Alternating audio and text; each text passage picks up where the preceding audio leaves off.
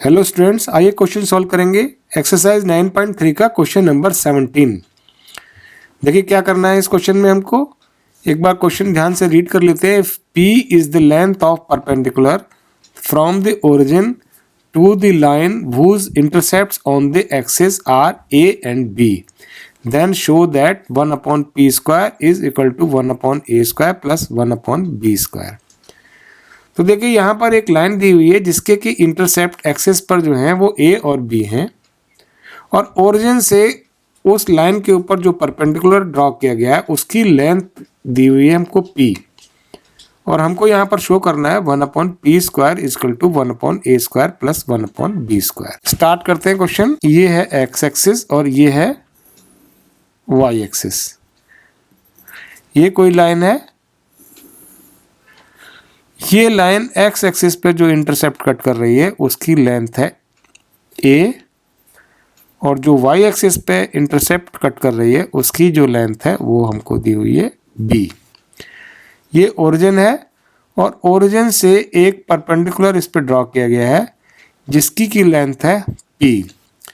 यहाँ पर हमको ये शो करना है 1 upon P square is equal to 1 upon A square plus 1 upon B square.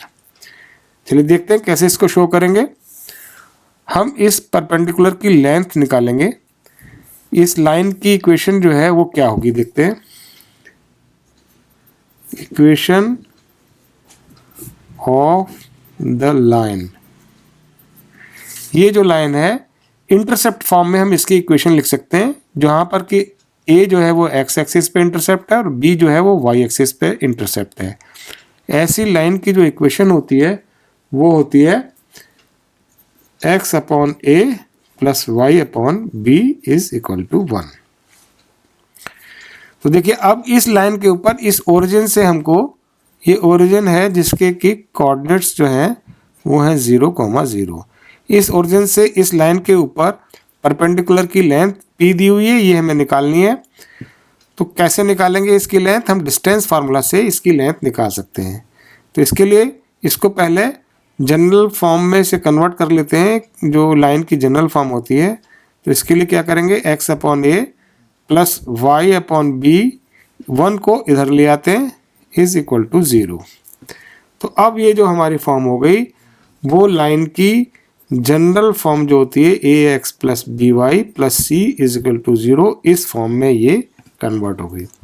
यहाँ से हम कंपेयर करके ए बी और सी की वैल्यू निकाल लेते हैं। देखिए तो ए जो होगा यहाँ पर वो देखिए क्या होगा, एक्स का कोफिशिएंट जो है वो ए है, एक्स का कोफिशिएंट यहाँ पर 1 अपॉन ए है।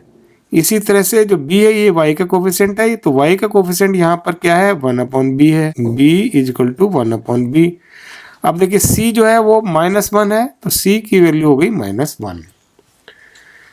और जो ये ओरिजिन है ये हो गया x1 y1, यहाँ से हम इस लाइन के ऊपर परपेंडिकुलर ड्रॉ कर रहे हैं, उसकी लेंथ हम निकाल रहे हैं डिस्टेंस फार्मूला से। तो डिस्टेंस फार्मूला जो होता है वो होता है a x1 plus b y1 plus c, इसका mod upon under root a square plus b square.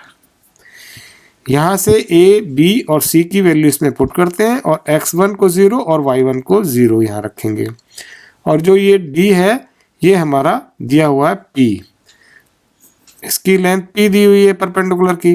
तो a जो है ये 1 अपॉन ए है, इंटू x1 जो है वो 0 है, प्लस 1 अपॉन बी इंटू 0, और ये c की वैल्यू है -1, इसका मॉड अपॉन यहाँ पर ये आ जाएगा under root a square plus b square, under root, और a की वैल्यू जो है वो 1 अपॉन ए है, तो 1 अपॉन ए का स्क्वायर प्लस 1 अपॉन बी का स्क्वायर।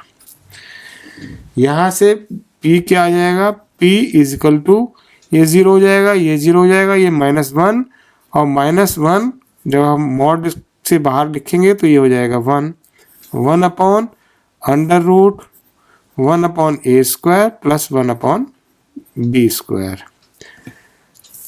ये आ गया।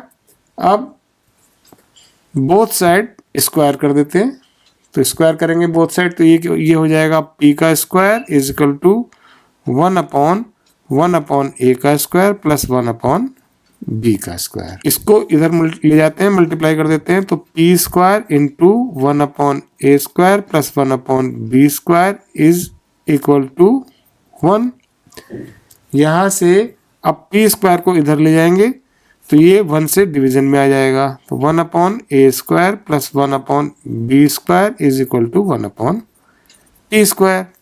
यानी इसको पहले लिख सकते हैं 1/p square is equal to, इसको इधर लिख लेते हैं 1/a square plus 1/b square.